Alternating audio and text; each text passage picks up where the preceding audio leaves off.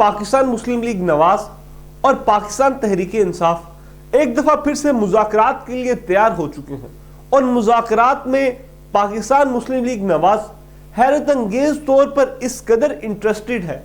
کہ وہ یہ تک کہہ رہے ہیں کہ اگر آپ ڈائریکٹلی ہمارے ساتھ مذاکرات نہیں کر سکتے اور اس سے آپ کا ووٹ بینک اگر متاثر ہوگا تو آپ ہمارے ساتھ انڈائریکٹ جو ہے مذاکرات کریں۔ یہ اس چیز کو انڈیکیٹ کر رہا ہے کہ عمران خان صاحب کو کوئی بڑی حمایت حاصل ہوئی ہے، اور پاکستان مسلم لیگ نواز جو مسلسل کوشش کر رہی ہے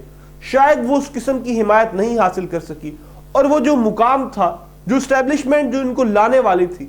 شاید وہ اب کسی حد تک کم ہوا ہے، اور عمران خان کے حق میں سحر ٹوٹا ہے، اور اب لگ رہا ہے کہ مذاکرات کی برف پگھلنے لگی ہے، اور اب مذاکرات کی جتنی بھی جو رسیاں ہیں وہ ساری کی ساری عمران خان کے ہاتھ میں ہیں۔ سو عمران خان جس طرح چاہیں گے ان کو استعمال کریں گے، اور اب پاکستان مسلم لیگ نواز کو اپنا مستقبل جو ہے وہ تاریک نظر آ رہا ہے۔ اس لیے وہ یہ چاہ رہے ہیں کہ پاکستان میں جتنی بھی سیاسی جماعتیں ہیں وہ تمام کی تمام ایک سیاسی پیج پہ ہوں۔ میں دیکھنے والوں کو بتاتا چلوں کہ جب پاکستان مسلم لیگ نواز کو اپنا جو مستقبل ہے وہ تاریک نظر آتا ہے تو تب تک کبھی وہ سیاسی ووٹ کو عزت دو کا نعرہ لگاتے ہیں، اور کبھی وہ اسٹیبلشمنٹ کو دور کرنے کی باتیں کرتے ہیں، لیکن جب کبھی انہیں موقع ملتا ہے تو ہمیشہ سب سے پہلے جا کر گھٹنوں کو ہاتھ لگا کر، کبھی ڈکی میں بند ہو کر، تو کبھی انڈائریکٹلی مختلف لوگوں کو بھیج کر مذاکرات کر کے بیک ڈور سے جو ہے دوبارہ سے اقتدار میں آنے کی کوشش کرتے رہتے ہیں۔ سو اب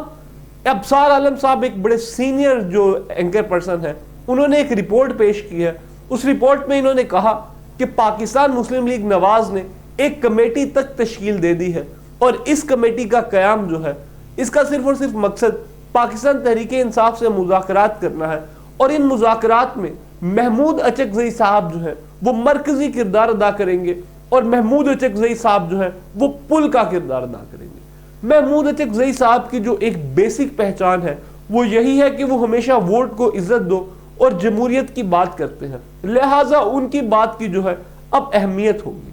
یہ بھی کہا جا رہا ہے کہ مولانا فضل الرحمان سے کل ملاقات کا مطلب بھی یہی تھا کہ تمام سیاسی جماعتیں کسی ایک پلیٹ فارم پر بیٹھ گئی۔ اسی کے ساتھ ساتھ اگر مزید گفتگو کریں تو جب آج اجلاس کے بعد جب سینئر جو وزیر ہیں ان سے پوچھا گیا تو انہوں نے کہا کہ کسی قسم کے مذاکرات کا میں حامی نہیں ہوں، اور میرے خیال سے پاکستان تحریک انصاف جو ہے اس کے ساتھ کسی قسم کے مذاکرات نہیں ہونے چاہیے۔ ایسا کہنا تھا خواجہ آصف صاحب کا، اور انہوں نے کہا کہ اس قسم کی کوئی بھی کمیٹی نہیں بنائی گئی، اور اس کمیٹی کے متعلق میں مکمل طور پر لا علم ہوں۔ یہی سوال جب احسن اقبال سے کیا گیا تو احسن اقبال صاحب نے کہا کہ کسی قسم کی کوئی کمیٹی نہیں بنائی گئی، اور نہ ہی پاکستان تحریک انصاف کے ساتھ کسی قسم کے مذاکرات ہوں گے، بلکہ عمران خان نے جو بویا ہے وہی کاٹا ہے۔ عمران خان کے ساتھ کسی قسم کے جو انتقامی کاروائی ہے اس کو عمل میں نہیں لایا گیا۔ اگر وہ میرے والے بیرک جہاں پر میں تھا وہاں پر 2 ہفتے بھی رہ جائیں تو میں ان کو مان جاؤں گا۔ ان کے مطابق عمران خان کو جو جیل میں سہولیات دی گئی ہیں وہ بہت بہترین اور کسی 5 سٹار کے برابر۔ سو ان تمام چیزوں کو دیکھتے ہوئے انہوں نے مذاکرات کی جو بات ہے اس کو رد سمجھا۔ اسی کے ساتھ ساتھ جو پاکستان تحریک انصاف کا ورین ہے، اس ٹائم بانی پاکستان تحریک انصاف جناب عمران خان تو جیل میں ہے، لیکن موجودہ چیئرمین بریسٹر گوہر نے بھی اس چیز کی تردید کی ہے اور کہا ہے کہ اس قسم کی کوئی کمیٹی نہیں بنی، اور نہ ہی ابھی کسی قسم کے کوئی مذاکرات ہوئے ہیں۔ میری چیز سمجھ سے ایک چیز بالاتر ہے کہ اگر مذاکرات کیے بھی جائیں تو اس میں کیا مذائقہ ہے؟ اگر سیاسی پارٹیاں آپس میں نہیں بیٹھیں گی تو مذاکرات کرنے کے لیے کون بیٹھے گا؟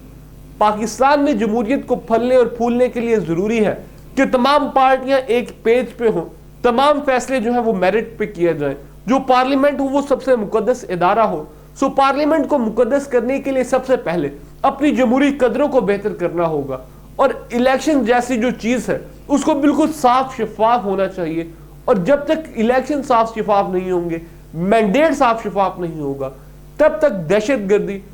خراب معیشت اور اس طرح کے بہت سارے مسائل جنم لیتے رہیں گے۔ میرے خیال سے تمام سیاسی پارٹیوں کو آپس میں بیٹھنا چاہیے۔ آپ کی اس بارے میں کیا رائے ہے؟ کومنٹ سیکشن میں